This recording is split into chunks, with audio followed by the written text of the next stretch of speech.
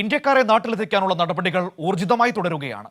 Operation സിന്ധുവിലൂടെ 5 സംഘങ്ങളിലായി ഇതുവരെ 1117 പേരെ നാട്ടിലെത്തിച്ചു കഴിഞ്ഞു. ഇന്ന് 2 വിമാനങ്ങൾ കൂടി ഇറാനിൽ നിന്നും ഇന്ത്യക്കാരുമായി എത്തും. ഇറാൻ ഇസ്രായേൽ സംഘർഷം രൂക്ഷമായതോടെ ഇന്ത്യക്കാരെ ഒഴിപ്പിക്കുന്നതിനുള്ള നടപടികൾ പുരോഗമിക്കുകയാണ്. ഇതുവരെ 5 വിമാനങ്ങളാണ് ദില്ലിയിലെത്തിയത്. 1117 ഇന്ത്യക്കാരെ നാട്ടിലെത്തിച്ചതായി വിദേശകാര്യ മന്ത്രാലയം അറിയിച്ചു. ഇന്നലെ മാത്രം 3 വിമാനങ്ങളാണ് ഇറാനിൽ നിന്നും ഓപ്പറേഷൻ സിന്ധുവിന്റെ ഭാഗമായി എത്തിയത്.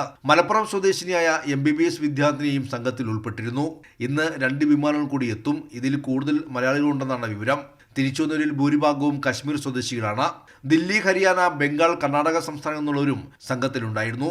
വിദ്യാർത്ഥികൾ മാത്രമല്ല, തീർത്ഥാടകരും ജോലിക്കാരും സംഘത്തിലുണ്ട്.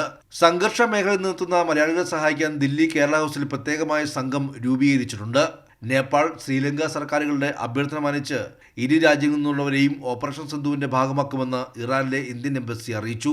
ഇറാന് പുറമെ ഇസ്രായേലിൽ നിന്നും ഒഴിപ്പിക്കൽ നടപടി ആരംഭിക്കാനുള്ള നീക്കവും വിദേശകാര്യ മന്ത്രാലയം ആരംഭിച്ചു. തിരികെ വരാൻ ആഗ്രഹിക്കുന്ന ഇന്ത്യക്കാരെ റോഡ് മാർഗം ജോർദാനിലെത്തിച്ച് അമ്മാൻ വിമാനത്താവളം വഴി നാട്ടിലെത്തിക്കാനാണ് നീക്കം. കൈരളി ന്യൂസ്, ദില്ലി.